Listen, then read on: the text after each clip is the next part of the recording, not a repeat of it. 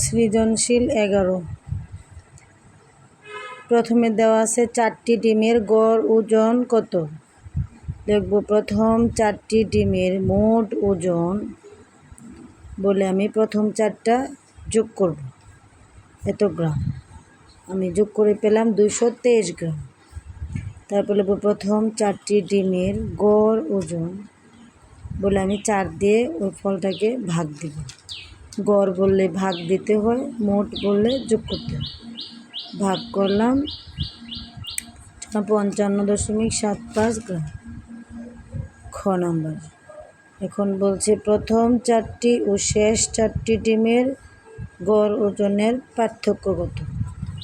প্রথম 4টি পেলাম, শেষ 4টি ডিমের গড় ওজন বের করি। প্রথমে যোগ করব, শেষ 4টা ডিম যোগ করে 211 গ্রাম।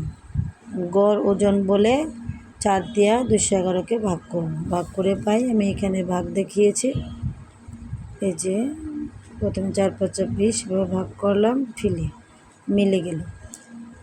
তারপর পার্থক্য বলে ওই যে 1 নংয়ের গড় ফল আর 2 নংয়ের গড়ের ফলটা আমি বিয়োগ করব। বিয়োগটা যে এখানে করলাম, এত দশমিক এত পাশাপাশি মিলে গেছে 0, সাথে সাথে মিলে গেছে 0, দশমিকের দশমিক 5-তে 2 নিলে 3, তাহলে আমি 3.0 গ্রাম পেলাম পার্থক্য। তারপরে হচ্ছে গ, 8টা ডিমের গড় ওজন কত। 8টি ডিমের মোট ওজন আগে আমি সবগুলো সংখ্যা যোগ দিব। যোগ দিয়ে এত গ্রাম, আবার গড় ওজন বলে 8 দেওয়া ওই ফলটাকে ভাগ করব। 54.2 গ্রাম, যে এইখানেই ফল পেলাম। ভাগ করেছি 8 দিয়ে, 540 থাকলো 3, উপর থেকে নামাইলাম 4, 4 এটা 32, বৈশিষ্ট্য থাকলো 2, দশমিক দিয়ে আনলাম 0, 8 দুগুণে 16, বিয়োগ করলে 4, দশমিকের জন্য আনলাম একটা 0, ওই 5 এটা 40, এভাবে আমি বিয়োগ করি।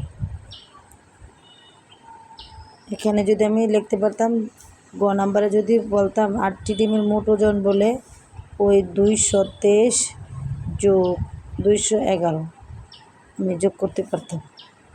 23 আর 11 যোগ করে ফেললেই হয়ে যেত। আমি একটু মিস্টেক করেছি। আচ্ছা ঠিক আছে, এটা এভাবে অঙ্ক হবে।